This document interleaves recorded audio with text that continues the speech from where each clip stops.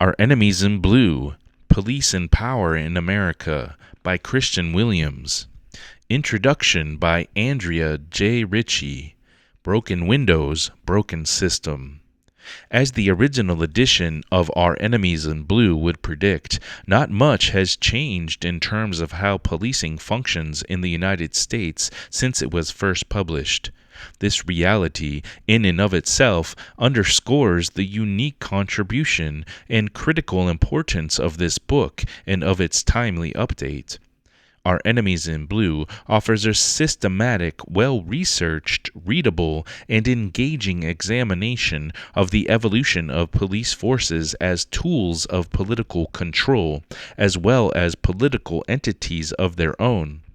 Tracing the roots of policing from imposition of colonial order in England, Ireland, and the Americas to slave patrols and urban watches allows us to see the skeleton underlying the present shape of policing,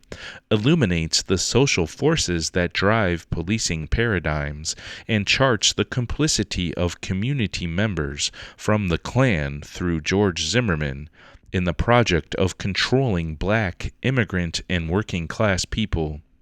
There are new names: Oscar Grant, Ramarley Graham, Mike Brown, Eric Garner, Tamir Rice, Akai Gurley, and with each of them new moments of resistance. Yet the history of modern-day policing, outlined in careful and compelling detail in the first edition of Our Enemies in Blue, now updated and applied to the events of the past 10 years, continues to play out, not only in single incidents of deadly force against black and brown bodies, but also in the everyday violence of policing, be it racially discriminatory stop-and-frisk practices in New York City, continuing racial disparities in traffic stops on the nation's streets and freeways,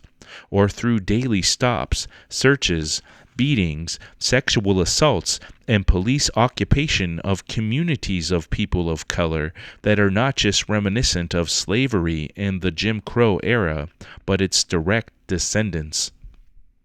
Exposing the core of policing, as well as the social forces that drive it, enables us to see that, even as its outward form shifts over time, the underlying structure and purpose ultimately remains the same, decade after decade.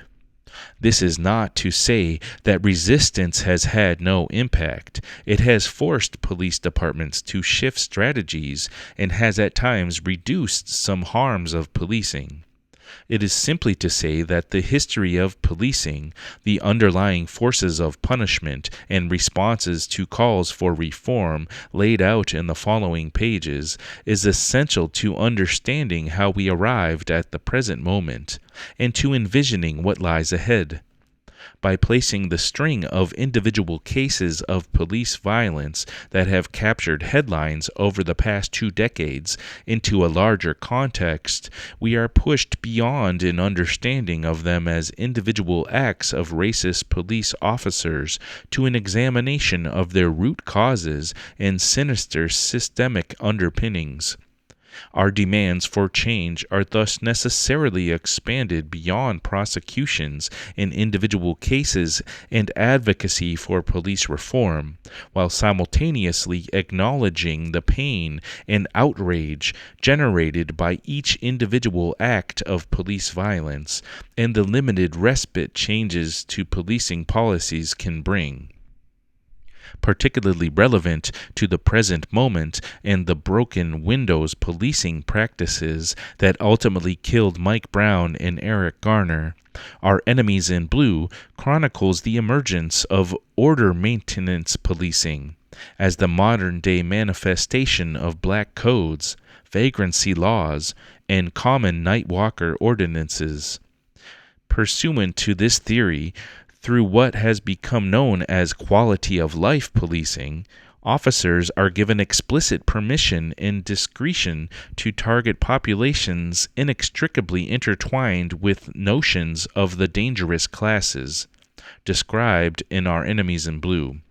Police extortion schemes of old are replaced with a more elaborate shakedown of poor people through assessment of exorbitant fees and fines for minor, vague, and discriminatorily enforced quality of life offenses such as littering, sleeping, eating, or appearing disorderly or lewd in public.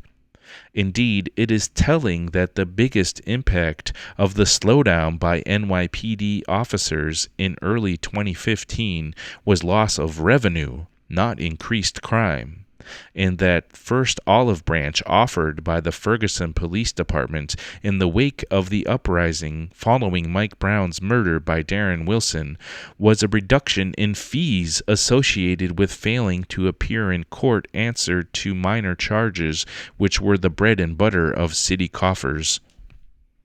Perhaps the most critical intervention our enemies in blue makes to the current moment comes in the final chapter, which traces the roots of militarization of police departments displayed in such stark and brutal relief during the days and months following Mike Brown's killing in Ferguson, to the advent of SWAT teams and the declaration of a war on drugs. Here Williams reveals community policing, the kinder, friendlier face of law enforcement, being advanced as its alternative, to simply be another side of the same coin. Like early police forces, community policing works to conscript civilians and helping institutions into the project of social control, while serving as the stick that continues to enforce the order that serves existing power relations. One thing that has changed since the first edition is the way we understand how policing operates along the axes of gender and sexuality, within and alongside those of race and class. Over the past decade, a body of work has emerged which, like Conquest, Sexual Violence, and American Indian Genocide by Andrea Smith, traces its lineage back to indigenous women's resistance to the sexualized violence by state actors that has been an essential weapon of colonization. Or like Law Enforcement Violence Against Women of Color, an article I authored for Color of Violence, the Insight Anthology, South End Press 2006, to black women's resistance to slave patrols and lynching, and to the struggles of freedom fighters like Fannie Lou Hamer, Angela Davis, and Assata Shakur in response to police violence against themselves and their communities. Some of this work, like the book I co-authored with Joey Mogul and Kay Whitlock, Queer Injustice, the Criminalization of LGBT People in the United States, draws directly on the history of morals enforcement through vagrancy laws and on the critical analysis of broken windows policing offered by our enemies in blue to highlight how policing operates to enforce racialized and classed norms of gender and sexuality in both public and private spheres. This process is mediated, as we discuss in Queer Injustice, through criminalizing narratives and archetypes that literally shape how the same conduct by different people is perceived differently within the context of maintaining order and ensuring community safety. Others, like Dean Spade's Normal Life, Administrative Violence, Critical Trans Politics, and the Limits of Law, and Captive Genders, Trans Embodiment, and the Prison Industrial Complex, edited by Nat Smith and Eric Stanley, further elucidate the multiple ways in which law enforcement, prisons, and other systems of control explicitly police the lines of the gender binary. This literature, along with research conducted by grassroots organizations, policy advocacy groups, academics, and even law enforcement, as well as powerful interventions made by black feminists in the post-Ferguson public discourse, has irrevocably expanded the frame of the conversation around policing to incorporate the voices and experiences of women of color and LGBTQ people of color targeted by gendered and sexuality-based forms of racial profiling and police violence, painting a more complete picture of the structures and dynamics of policing. For instance, researchers have begun to dig deeper into the statistics illuminating patterns of racialized policing detailed in Chapter 4 to unearth the experiences of women of color. As noted in a submission endorsed by over 75 organizations and individuals to the President's Task Force on 21st Century Policing, which was convened as a result of sustained national outcry in the wake of failure to hold officers who killed Mike Brown and Eric Garner accountable.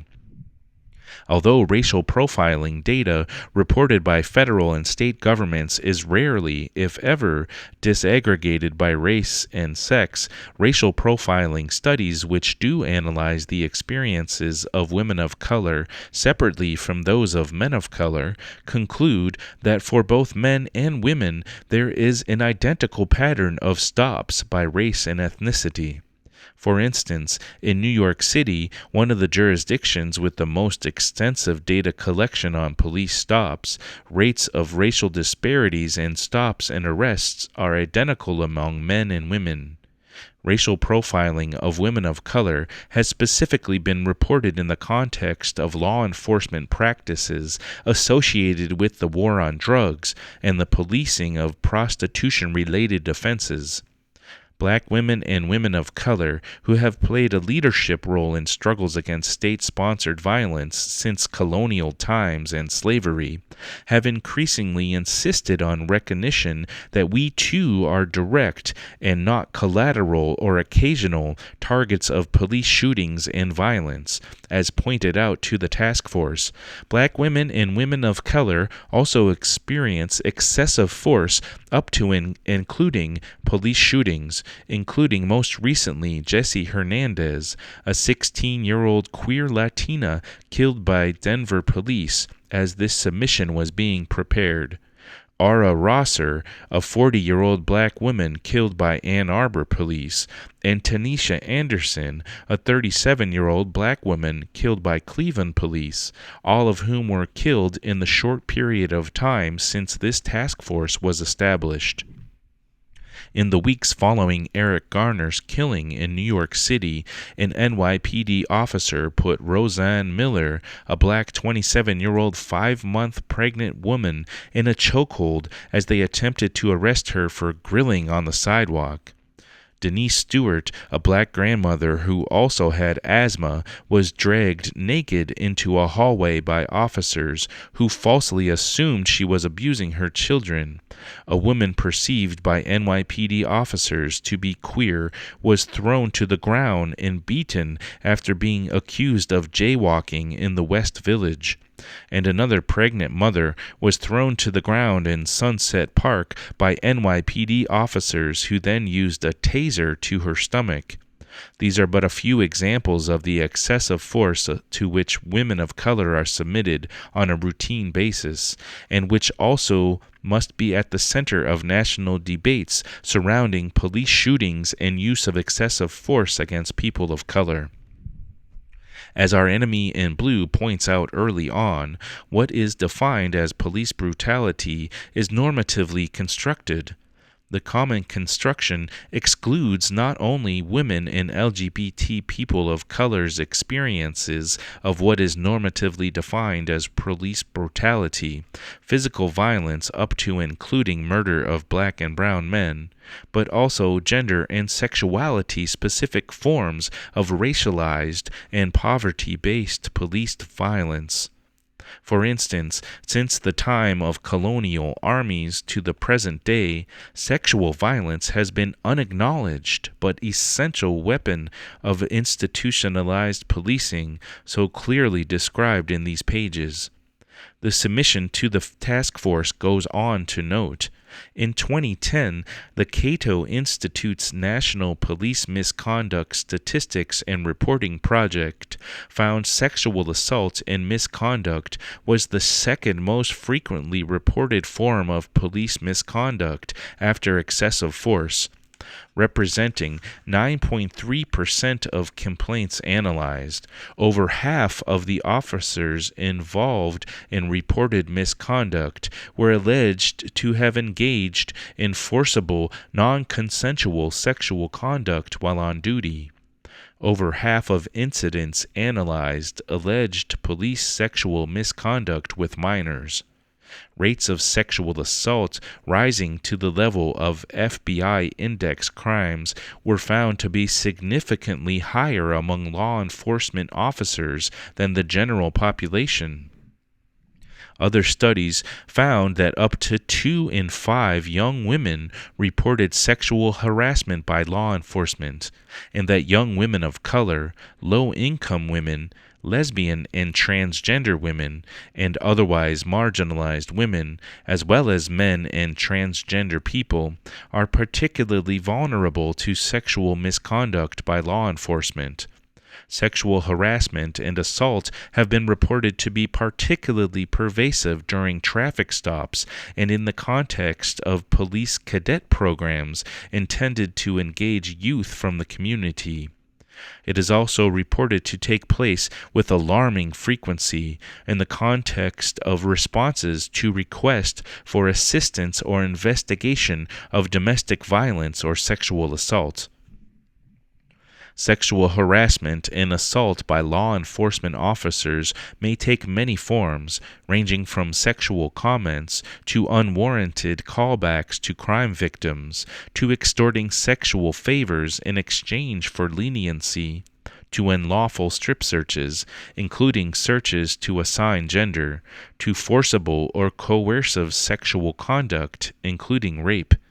It is by no means an isolated phenomenon, and while not an officially sanctioned law enforcement activity, is facilitated by the authority vested in law enforcement officers. Similarly, separate testimony submitted to the task force on behalf of over 45 LGBT organizations pointed out that, as noted by the NAACP's recently released report, Born Suspect, LGBTQ people of color experience gender and sexuality-specific forms of racial profiling and police brutality. Additionally, LGBTQ people, particularly LGBTQ youth and people of color, also experience pervasive profiling and discriminatory treatment by local, state, and federal law enforcement agents based on actual or perceived sexual orientation, gender identity, or expression, or HIV status. Over the past decade, the National Coalition on Anti-Violence Programs, or NCAVP, has found that law enforcement agents have consistently been among the top 3 categories of perpetrators of homophobic or transphobic violence against LGBTQ people reported to anti-violence organizations. In a recent national survey of LGBTQ people conducted by Lambda Legal, a quarter of respondents who had in-person contact with police reported at least one type of misconduct or harassment, including profiling, false arrests, verbal or physical assault, or sexual harassment or assault. LGBTQ people of color, LGBTQ youth, low-income LGBTQ people, and transgender people were much more likely to report an experience of at least one type of police misconduct or harassment. Across the country, non-heterosexual youth are more likely to be stopped by the police and experience greater criminal justice sanctions not explained by greater involvement in violating the law. Investigations of local police departments in New Orleans and Puerto Rico by the U.S. Department of Justice have documented patterns and practices of profiling and discriminatory policing of LGBTQ people. and a number of local organizations have documented department-specific patterns and practices. These more recent studies echo the patterns of practices of police misconduct identified by Amnesty International in its 2005 report, Stonewalled: Police Misconduct and Abuse Against LGBT People in the United States. Widespread homophobic, transphobic, and sexual harassment, name-calling, and verbal abuse by law enforcement officers, profiling, and discriminatory enforcement, including citation of possession or presence of condoms as evidence of intent to engage in prostitution-related or lewd conduct offenses,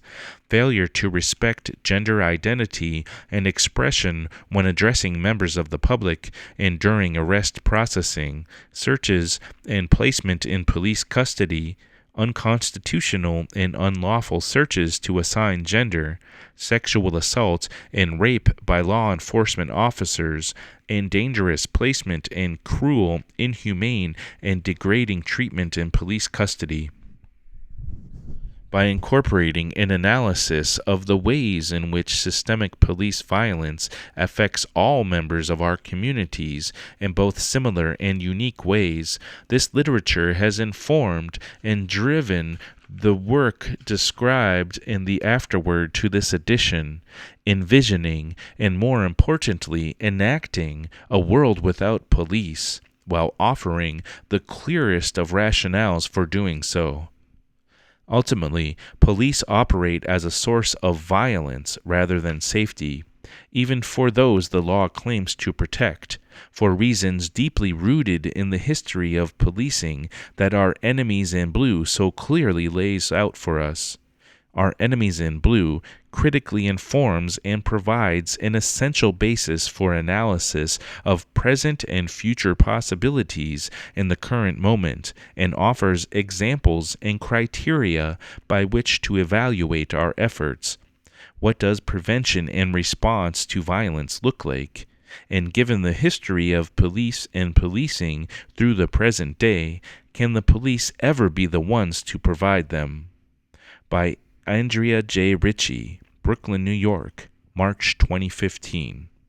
Andrea Ritchie is a black lesbian police misconduct attorney and organizer who has engaged in extensive research, writing, litigation, organizing, and advocacy on profiling, policing, and physical and sexual violence by law enforcement agents against women, girls, and lesbian, gay, bisexual, and transgender LGBT people of color over the past 2 decades.